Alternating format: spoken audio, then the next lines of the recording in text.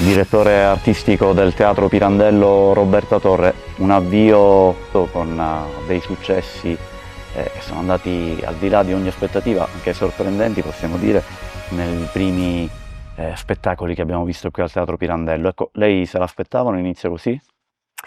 Intanto devo dire sono molto felice perché è presto per fare un bilancio, ovviamente abbiamo avuto soltanto 2 spettacoli, ci stiamo apprestando a un terzo, però sono stata veramente molto felice per esempio dell'accoglienza al primo spettacolo, Prima Face, che non era per nulla scontato, era uno spettacolo che in Italia ha avuto pochissime piazze finora e sta raggiungendo dei successi enormi, è stato uno spettacolo che è andato in giro per tutta Europa e per tutto il mondo e devo dire che l'accoglienza ad Agrigento è stata straordinaria, quindi io mi sono veramente molto emozionata nel vedere come il pubblico agrigentino ha colto nel dettaglio, nei minimi particolari. È uno spettacolo che parla del consenso, è un tema molto caldo, un tema che si sta discutendo proprio in questi giorni. Quindi insomma era anche interessante vedere com'era l'umore proprio del pubblico e devo dire che il risultato è stato straordinario. Il secondo spettacolo, Il Vedovo, tutt'altro mondo, tutt'altra atmosfera, si torna un po' negli anni '50 con uno spettacolo che racconta ancora una volta un'Italia meravigliosa, sia ovviamente legato al grande film di Sordi con degli attori straordinari, Ghini, Ranzi e tanti altri, ma la cosa bella è stata proprio vedere come il pubblico agrigentino reagisce a seconda dello spettacolo, quindi in questo caso una commedia, grandi risate, grandi partecipazione.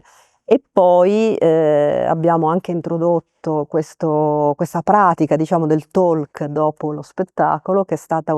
così, un'idea in qualche modo vincente perché fa molto piacere al pubblico poter parlare con gli attori, poter ascoltare quello che hanno da dire e è proprio a caldo finito lo spettacolo, quindi questo è stato anche una grande opportunità, una grande, come dire, una grande scoperta rispetto al pubblico che in qualche modo entra negli spettacoli, entra nel palcoscenico, entra nelle storie che si raccontano. Ecco, qual è l'impronta che ha dato, direttore?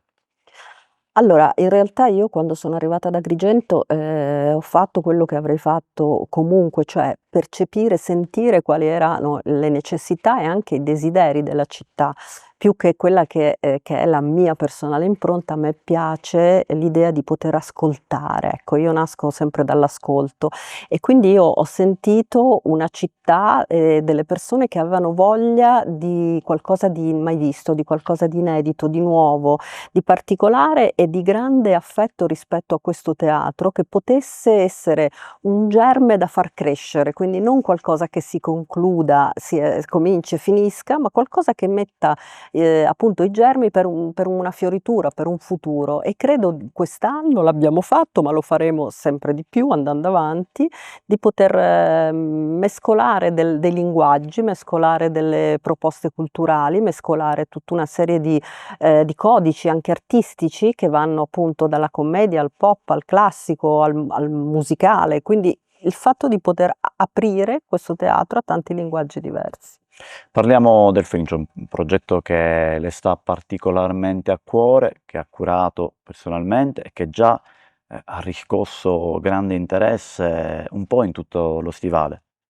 Sì, ecco, questo Fringe Pirandello Fringe Festival, io ho voluto assolutamente legarmi ovviamente al nome del nume tutelare agrigentino Pirandello per poter riscoprire l'opera pirandelliana in una forma tale che potesse dare respiro anche a luoghi della città che non sono mai stati frequentati e quindi questi luoghi in cui verranno messe in scena delle piccole pièce teatrali da parte di giovani e anche meno giovani che seguiranno dei corsi di drammaturgia con Ottavio Cappellani e poi è molto bella l'idea che il Fringe Festival sia un festival che nasce in collaborazione con tante istituzioni importanti, quindi l'università, quindi il Teatro Stabile di Catania, con la collaborazione della Sicilia che promuove e pubblicherà tutti i racconti che usciranno da queste lezioni di drammaturgia, gli incontri con dei professionisti importanti importanti e delle eccellenze italiane, dei costumi, delle scenografie, delle luci, degli attori, quindi l'idea di poter come sempre collegare anche Agrigento, la Sicilia al mondo, così come già è, perché la Sicilia è collegata al mondo, ma renderla attuale.